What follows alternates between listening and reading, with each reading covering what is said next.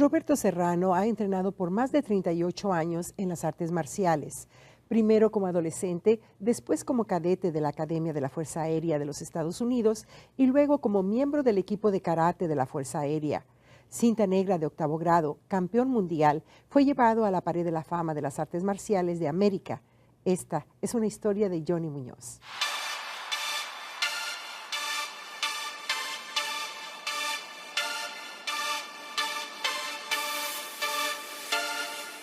I grew up in inner city Chicago in a decent neighborhood, but it still had problem kids and bullies, and I was bullied through my first few years of school.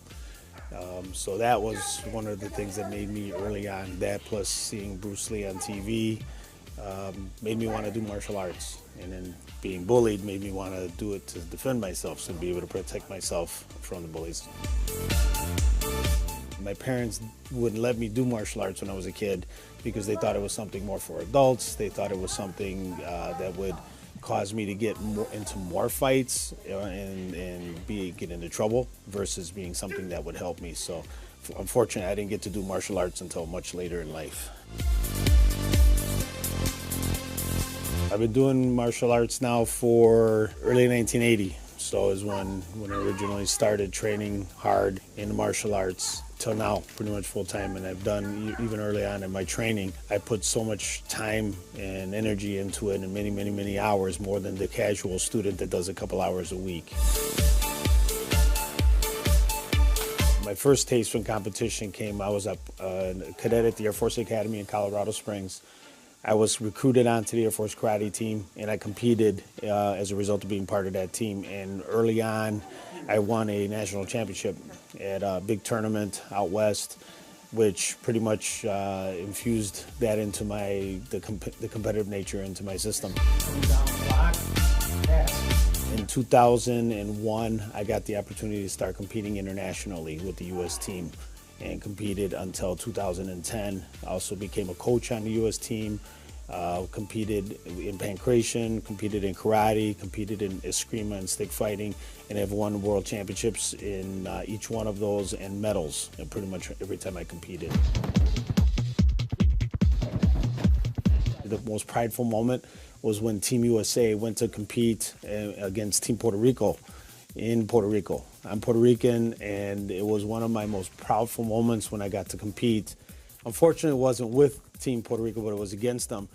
But during the competition, we were fighting a five-man team competition, cumulative points, which means each fighter's points add up. And I was the last fighter on my team for Team USA to fight, and we were way behind on score.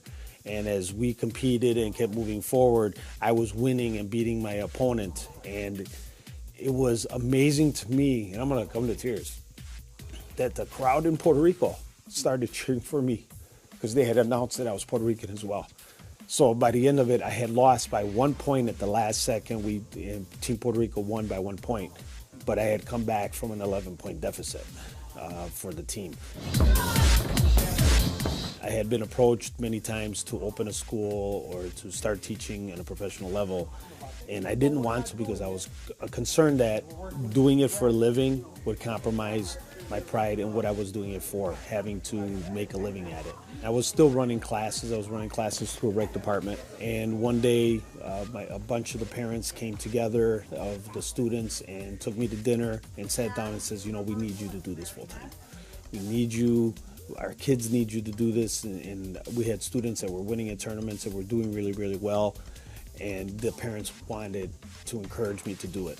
And they knew that there was an opportunity on the table for me for a location, and they supported me and helped me get it going. We're Martial Arts America, and we do karate, taekwondo, Filipino eskrima, which is a Filipino art of stick fighting, which also represents edged weapons, Okinawan Kobudo, jiu-jitsu, grappling skills, and pancration. Pancration is the traditional, it's the original mixed martial art. There's a team of 6 instructors that work with me and run different classes depending on their schedule. The one that's been with me the longest is Mr. Cook, 5th-degree black belt, who has been with me now for 35 years. He was one of my original students and one of the first instructors to work with me.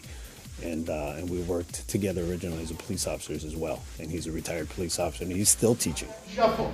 Understood? Martial arts is one of the best things to get people involved in, not just kids, but adults too, because of the focus, because of the concentration, because of the discipline that it requires, and the structure that's built in.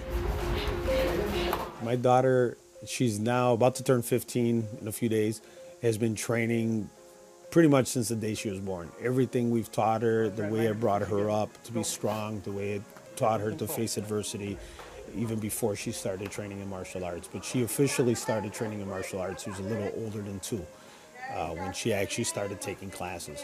But even before that, she was a natural. She would be standing outside the doors wanting to go into the class, and if somebody turned around, she'd run out. And what was funny was she wouldn't run out to line up with the students. She ran around to the front and stood the class and would tell them to come to attention and get them to bow, and she was going to start teaching the class. Sometimes you hear those stories where like your father does something and the children wants to do it too, so they would like do it.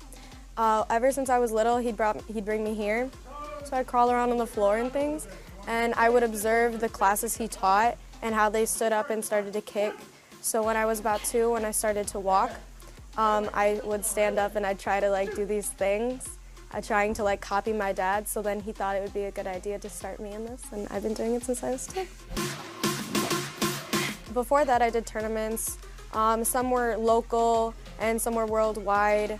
I went to, and I was going, and my brother took all first places. I took 2 first places and a 2nd place. She's been training consistently her entire life. She is now a 2nd-degree black belt. She's an amazing individual. She's a great student at school. She's a star athlete in soccer and in volleyball as well.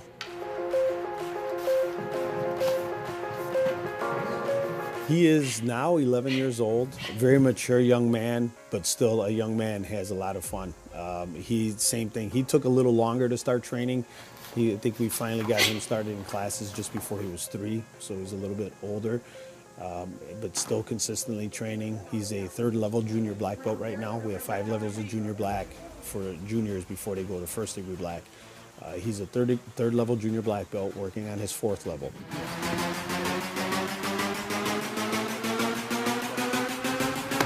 We practice a lot of different things. Right now we're doing weapon forms. Some of them are easy and some of them are harder. Some of them take different times if they're longer.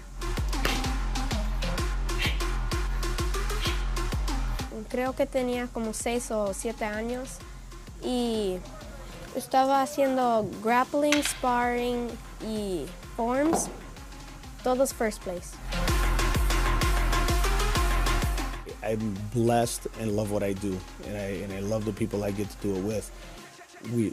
Not many people in their life get to do what they love for a living, and I know every single day that I come here, owning a business and running a business is a big responsibility, but I'm blessed that I get the opportunity to do that.